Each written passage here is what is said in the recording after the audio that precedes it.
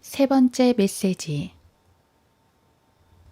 팔레스타인과 유대인들을 대적해서 싸우게 될 러시아 동맹국들. 성경은 분명하게 팔레스타인 땅은 하나님께 속한 것이며 하나님께서 아브라함, 이삭, 야곱에게 그것을 소유하도록 선물로 주셨다고 가르친다.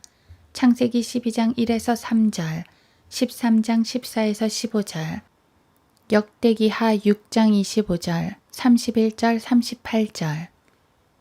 비록 유엔이 그 땅에 관한 결정들을 내리며 나중에 그것을 분배하려고 생각하고 있을지라도 하나님께서는 친히 그 땅을 분배하시고 자신이 택하신 백성에게 그 땅을 나누어 주실 것이다. 에스겔 45에서 48장. 하나님은 이스라엘을 실제적이며 문자적인 약속의 땅으로 돌아가게 하실 뿐만 아니라 그들을 자신에게로 돌이키게 하시고 예수 그리스도를 약속된 메시아로 믿음으로써 구원받게 하실 것이다. 로마서 11장 25에서 29절, 에스겔 36장 24에서 28절. 팔레스타인 땅은 참으로 약속된 땅이며 늘 이방 국가들의 탐욕의 대상이 되어 왔다. 그 땅은 구약 시대에는 파라오, 산헤립, 느부칸네살에게 공격당했고 마카비 시대에는 안티오쿠스 에피파네스와 카이사에게 공격받았으며 그 후에는 오말, 타이투스, 살라딘 등에게 공격당했다. 성경을 아는 사람들은 팔레스타인이 두 차례의 엄청난 세계대전, 환란 끝에 있을 아마겟돈 전쟁과 천년왕국 끝에 있을 곡과 마곡의 전쟁을 치를 마지막 전쟁터라는 것을 알 것이다. 요한계시록 16장 16절, 20장 8에서 9절. 그러나 그 두 전쟁이 있기 전 아니면 적어도 맨 마지막 전쟁 전에는 틀림없이 또 다른 누군가가 팔레스타인을 공격할 것이다. 이 공격이 있기 전에 우리는 그 날들을 예측할 수 있는데 이는 러시아가 그 공격을 위해 지금 하나로 모이고 있기 때문이다. 러시아가 팔레스타인을 공격한다는 것은 성경을 문자적으로 해석하는 최고의 학자들의 말에 따른 것이다. 물론 성경을 문자적으로 믿지 않는 무리들은 올바른 예언을 미래에 적용할 능력이 없다. 이사야 29장 10에서 12절, 고린도전서 2장 11에서 14절. 1890년대와 1900년대의 전 천년주의 설교가들은 에스겔 38장에 나오는 메섹과 투바를 모스크바와 토볼스크로 곡의 땅을 러시아로 확인했었는데 성경을 문자적으로 믿는 사람들이 미래에 대한 통찰력을 갖게 된다는 사실을 기억한다면 이것은 그리 놀랄 일이 아니다. 지금까지 살았던 가장 위대한 히브리어 학자 중 하나인 게세니우스는 에스겔 38장 2절의 영역을 흑해와 볼가강 연안으로 그리고 국제표준 성경 백과사전에서는 그 거주민을 스키타이 산지인들로 밝히고 있다. 게세니우스는 에스겔 38장에 나오는 이 거대한 북동부 동맹국들을 러시아 대신 로스라고 부르고 기본스 역시 터키와 아르메니아를 토갈마로 지칭하고 있다. 1910년 이전에 쓰여진 스코필드 주석 성경의 에스겔 38장 하단에 있는 주석에도 러시아를 공격자로 표시하고 있다. 이 증거들은 참으로 인상적인데 1900년에서 1914년경에 무천년주의와 후천년주의를 표방하는 무리들이 부기맨을 독일로 생각했던 점과 비교해 볼 때 특히 그러하다. 만약 에스겔 38장에서 성령께서 염두에 두신 그 나라가 러시아인 것이 확실하다면 팔레스타인 땅을 회복한 이스라엘 사람들은 북쪽으로부터 거대한 러시아 동맹국들의 공격을 받게 될 것이다. 성경을 연구해 보면 팔레스타인의 원한을 품고 있는 나라들이 하나둘이 아님을 알게 된다. 1. 아라비아가 팔레스타인에 대적할 것이다. 시편 83편 3에서 8절, 느헤미야 6장 1절. 아브라함의 씨인 이스마엘인들과 하갈인들을 하나님께서는 땅의 티끌이라 부르셨는데 재판관기 7장 12절. 그들은 하늘의 별들같이 선택된 씨인 이삭과는 현저히 다르다. 창세기 22장 17절. 2. 팔레스타인의 오랜 원수인 이집트도 이스라엘을 다시 대적할 것이다. 에스겔 29장 1에서 3절. 3. 러시아 에스겔 38, 39장. 4. 페르시아와 에디오피아 에스겔 38장 5절. 페르시아는 현재의 이란으로 1932년에 러시아가 중동에서 전쟁을 할 경우 자신들의 땅을 사용해도 좋다고 러시아와 맺은 조약에 서명한 바 있다. 5. 로마 요한계시록 17장 3, 4, 18절 18장 12, 13, 14, 24절. 그다지 놀랄만한 일이 못 되는데 로마는 바빌론과 이집트 다음으로 유대인들을 가장 혹독하게 박해해왔다. 그리스도께서는 로마 정부 하에서 범죄자처럼 죽었으며 로마 병사에 의해 창에 찔리셨다. 로마를 절대로 과소평가해서는 안 된다. 6. 아시아 요한계시록 16장 12에서 13절.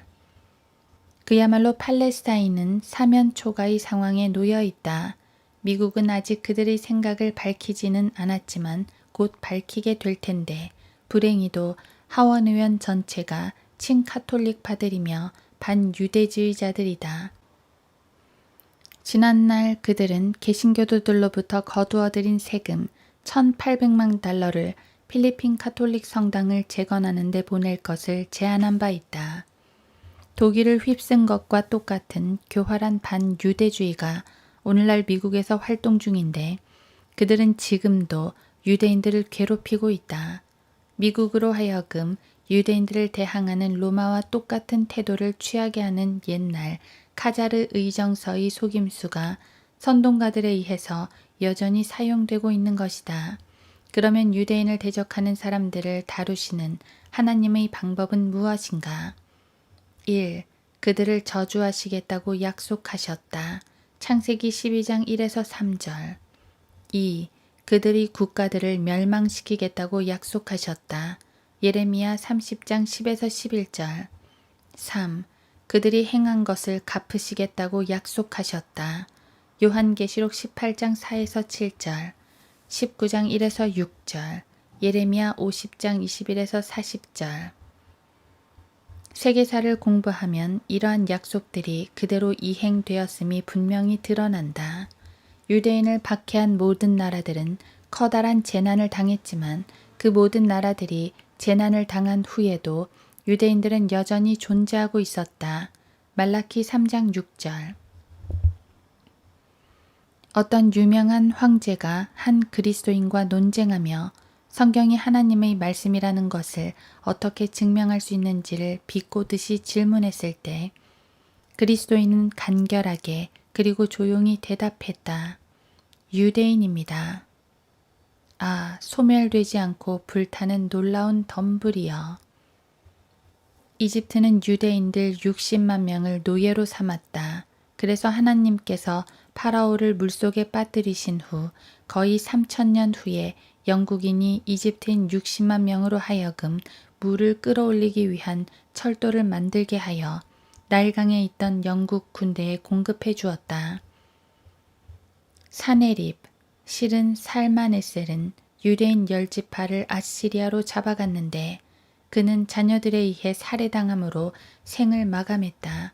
열왕기하 19장 37절.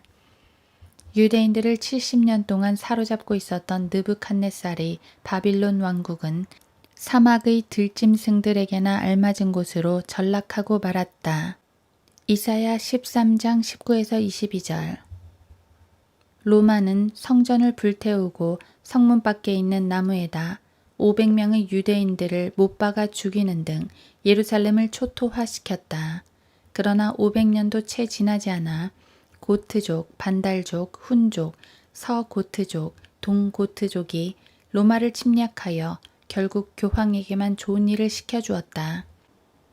헤이드리아는 AD 135년에 로마에서 유대인 5만 8천 명을 죽였다.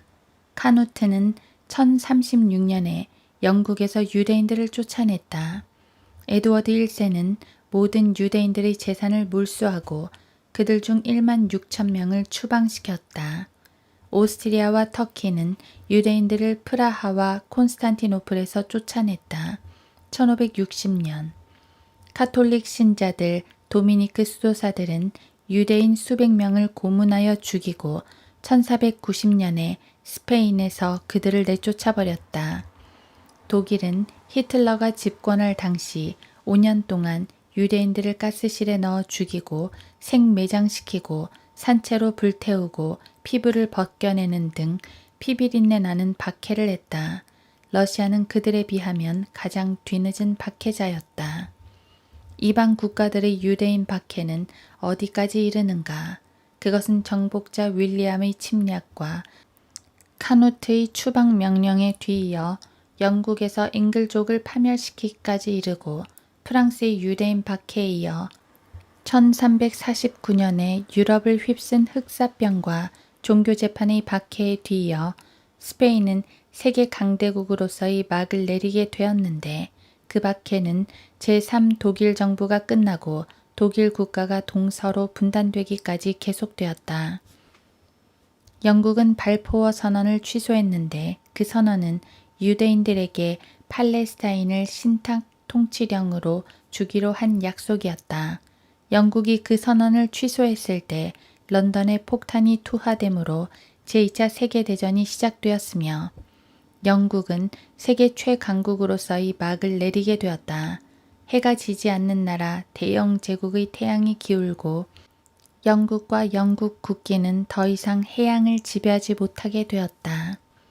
물론 하나님께서는 사람을 외모로 취하는 분이 아니시지만 사도행전 10장 34절 사람들이 하나님께서 한 민족 이스라엘을 선택한 것이 아니라고 말하는 것은 이스라엘의 역사와 세속 역사가 증거하는 엄연한 사실들을 묵살하는 것이다. 심지어는 세계 대전들조차도 유대인을 염두에 두고 계획된 것이다. 제1차 세계대전에서 유대인을 위한 땅이 준비되었지만 유대인들은 돌아갈 수가 없었다. 그래서 제2차 세계대전이 발발했고 그 혼란이 사라졌을 때 비로소 유대인들이 그 땅으로 돌아갈 준비가 되었고 지금도 수많은 유대인들이 그곳으로 돌아가고 있다. 고린도후서 16장 19에서 22절 유대인을 반대하는 사람들을 다루시는 하나님의 방법은 매우 분명하다. 그것은 그들을 멸하는 것이다. 예레미야 30장 10에서 11절 바울은 복음에 관하여는 그들이 원수가 되었으나 선택에 있어서는 그들의 조상으로 인하여 사랑을 받는 자들이라고 말한다. 로마서 11장 28절 유대인에게 잘 대해주라. 여러분의 하원 의원들과 대법원 판사들이 로마로 기울어지기 시작할 때를 경계하라. 아브라함과 이삭과 야곱의 하나님, 이스라엘의 소망이신 분께서는 이교도의 로마 카톨릭 교회를 위해서는 총체적인 파멸만을 예비해 두셨을 뿐이다. 요한계시록 5에서 19장